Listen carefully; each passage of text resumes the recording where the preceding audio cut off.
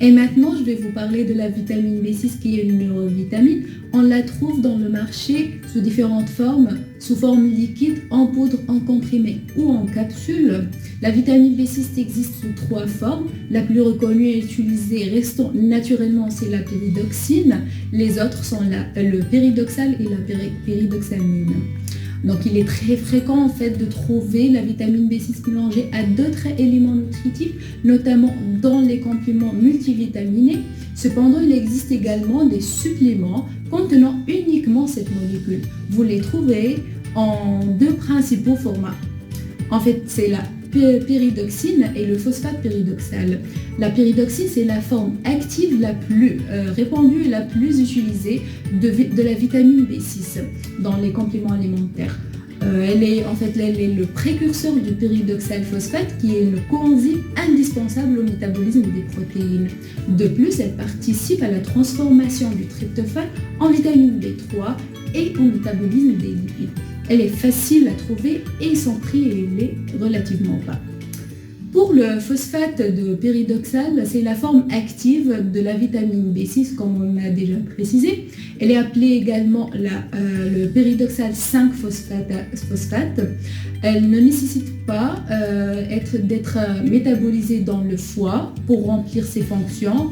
Du coup, cet avantage la rend plus efficace que la pyridoxal.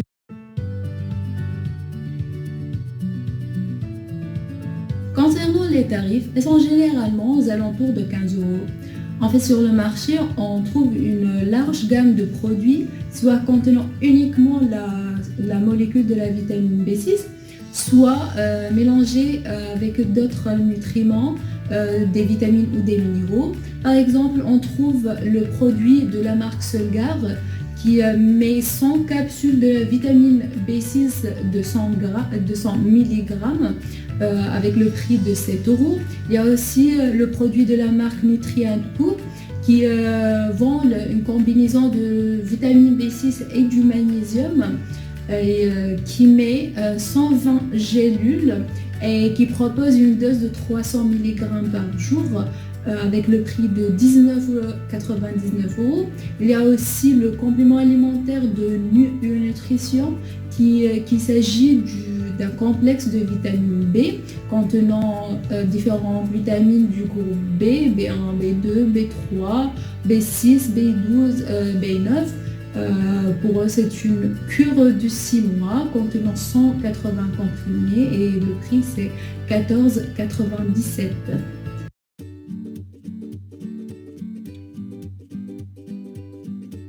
Concernant la posologie, les apports nutritionnels recommandés de la vitamine B6 sont de l'ordre de 1,8 mg par jour pour l'homme et 1,5 mg par jour pour la femme. En fait, pour les compléments alimentaires qui sont destinés pour la population générale, il existe une limite de sécurité pour la vitamine B6 de l'ordre de 25 mg.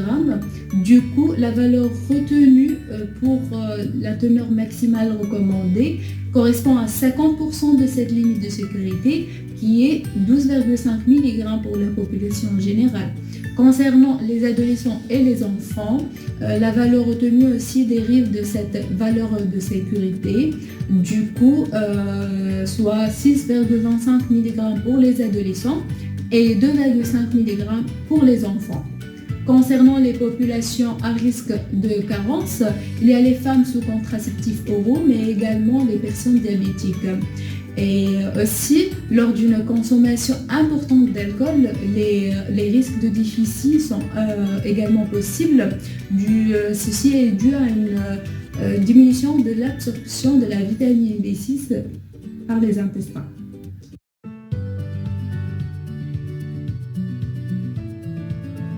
Qu'est-ce qui se passe en cas de surdosage?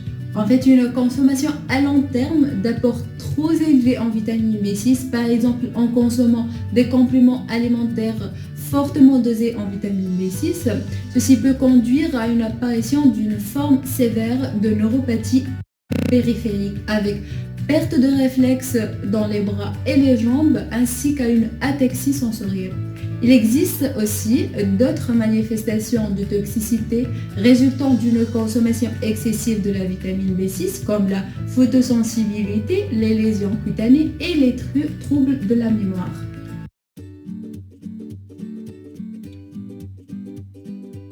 Quelle est la relation entre le magnésium et la vitamine B6? En fait, dans le cadre de la supplémentation magnésienne, de nombreux produits formulés proposent une combinaison de magnésium et de vitamine B6.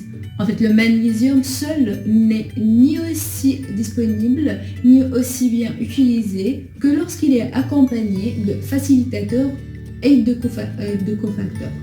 En fait, la vitamine B6 et le magnésium ont des activités biochimiques étroitement associées. Ils agissent en synergie.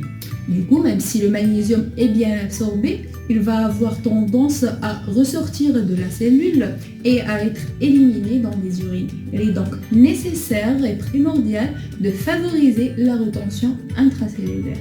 Du coup, ici, c'est la vitamine B6 qui intervient, qui favorise l'assimilation et la captation du magnésium par les tissus. Elle augmente aussi le magnésium érythrocytaire et plasmatique et réduit la magnésurie, du coup l'élimination du magnésium par les urines. A l'inverse, un déficit en vitamine B6 entraîne un déficit magnésique par augmentation de l'excrétion urinaire du magnésium.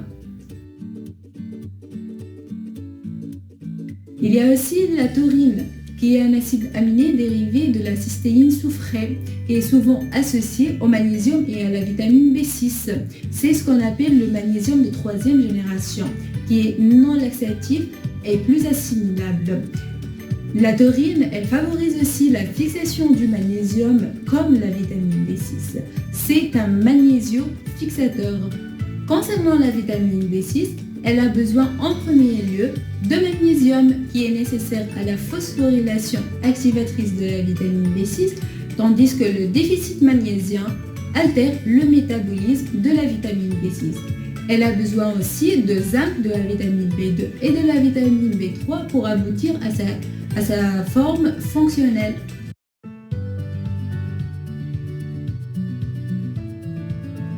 Alors pour conclure, une supplémentation alimentaire pourrait être nécessaire dans certaines situations où l'organisme est déficitaire ou carencé.